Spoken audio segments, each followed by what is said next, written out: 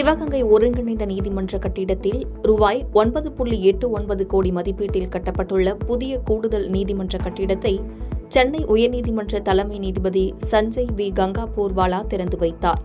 பின்னர் பேசிய அவர், நீதிமன்றங்கள் புனிதமானவை என்றும் இந்த சுவர்களுக்குள் நியாயம், சமத்துவம் மற்றும் ஒருமைப்பாடு ஆகிய கொள்கைகள் நிறைவேற்றப்படும் எனவும் ஒவ்வொரு தீர்ப்பிலும் எதிரொலிக்க வேண்டும் என்றும் வலியுறுத்தி பேசினார்.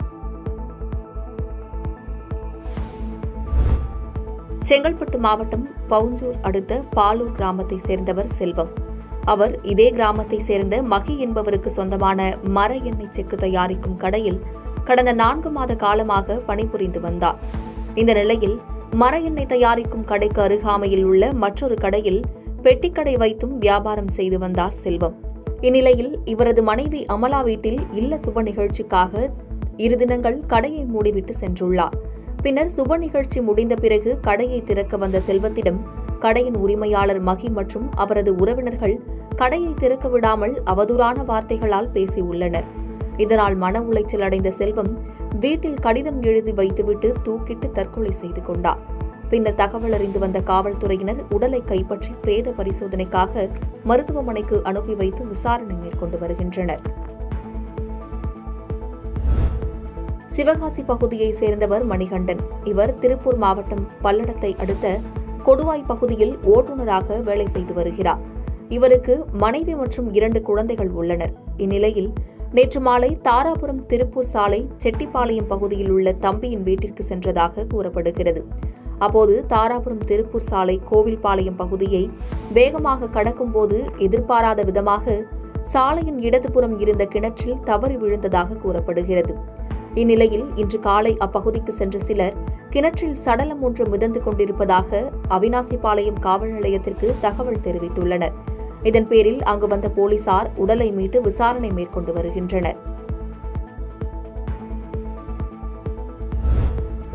நாமக்கல் மாவட்டம் பள்ளிப்பாளையம் அடுத்துள்ள ஆண்டிக்காடு பகுதியில் ஆண் சடலம் ஒன்று இருப்பதாக பள்ளிப்பாளையம் போலீசாருக்கு அப்பகுதியை சேர்ந்த பொதுமக்கள் தகவல் தெரிவித்தனர். இதனையடுத்து அங்கு சென்ற போலீசார் சடலமாக இருப்பது சுமார் 60 வயது மதிக்கத்தக்க முதியவர் என்பதும் அவர் 4 நாட்களுக்கு முன்பே இறந்திருக்கலாம் எனவும் தெரியவந்தது. இதனையடுத்து பள்ளிப்பாளையம் போலீசார் முதியவர் உடலை கைப்பற்றி பிரேத பரிசோதனைக்காக அனுப்பி வைத்து விசாரணை மேற்கொண்டு வருகின்றனர். கிருஷ்ணகிரி மாவட்டம் ஒசூர் அடுத்த கெலமங்கலம் காவல் நிலைய எல்லைக்குட்பட்ட இருதாளம் கிராமத்தில் ஸ்ரீதர் என்பவர் நேற்று மாலை மர்மமான முறையில் உயிரிழந்து கிடந்ததாக கெலமங்கலம் போலீசாருக்கு தகவல் கிடைத்தது. தகவலின் பேரில் சம்பவ இடத்திற்கு வந்த போலீசார் உடலை கைப்பற்றி பிரேத பரிசோதனைக்காக அனுப்பி வைத்து விசாரணை மேற்கொண்டனர். விசாரணையில் உயிரிழந்த ஸ்ரீதரின் மனைவி சுமதிக்கும் கொத்தூர் கிராமத்தை சேர்ந்த பாலகுமார் என்கிற இளைஞருக்கும் இடையே கள்ளத்தொடர்பு இருந்து வந்ததாகவும், கணவன் ஸ்ரீதர் இடையூறாக இருந்து வந்ததால் சுமதி, பாலமுருகன் இருவரும் வீட்டிலிருந்த ஸ்ரீதரை தலையணையால் முகத்தில் அழுத்தி கொலை செய்தது தெரியவந்தது. இதையடுத்து சுமதி, பாலமுருகன் ஆகிய இருவரை கைது செய்த போலீசார் நீதிமன்றத்தில் ஆஜர்படுத்தி சிறையில் அடைத்தனர்.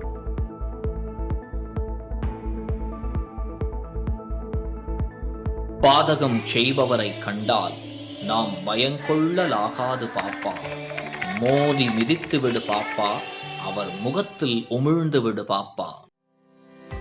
அண்மை செய்திகளை உடனுக்குடன் தெரிந்து கொள்ள இணைந்திருங்கள் இயம்நாடு தொலைக்காட்சியுடன்.